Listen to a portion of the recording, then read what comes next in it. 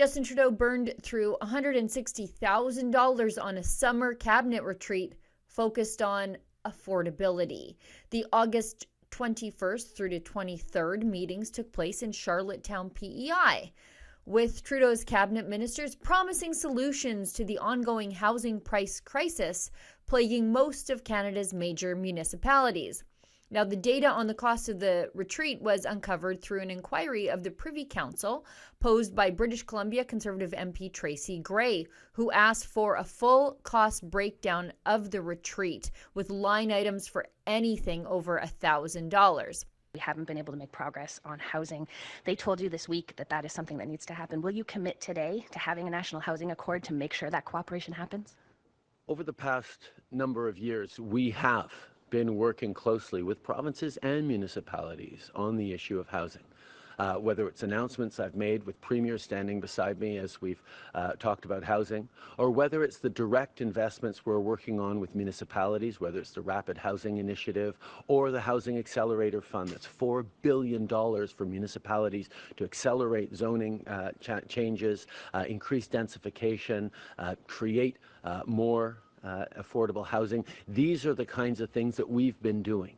But yes, it is clear there is a need for much more coordination, and I look forward to working alongside not just premiers and mayors, but also the for-profit and not-for-profit sector. The three-day junket, meant to make life more affordable for everyday Canadians struggling to get by, came in at $160,467, with accommodations of $89,000, making up over half of the total. The Liberals have recently hinted at cracking down on private rental company Airbnb to force the short-term units to rent for longer terms to address the national housing supply crunch. And this drew the ire of those who rent out their homes short-term just to make ends meet.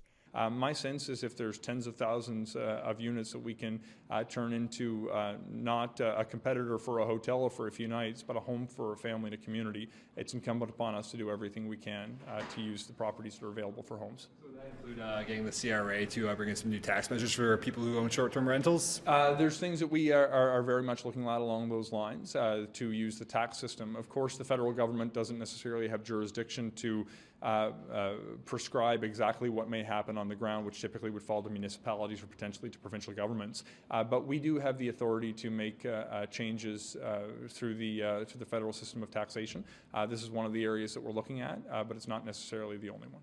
However, the retreat expenses included a line item of $1,169.61 for someone on the retreat to stay in an Airbnb.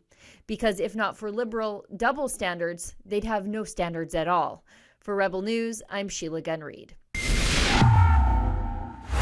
We understand that Justin Trudeau and his out-of-control spending and bad policy ideas are making life more expensive for everyday Canadians. And that's why I just want to take this time to thank you, those of you who do choose to throw your money behind us here at Rebel News. You know, we'll never take a penny from Justin Trudeau to hold him to account. If you'd like to make a donation, visit rebelnews.com/donations to chip in to support our independent journalism.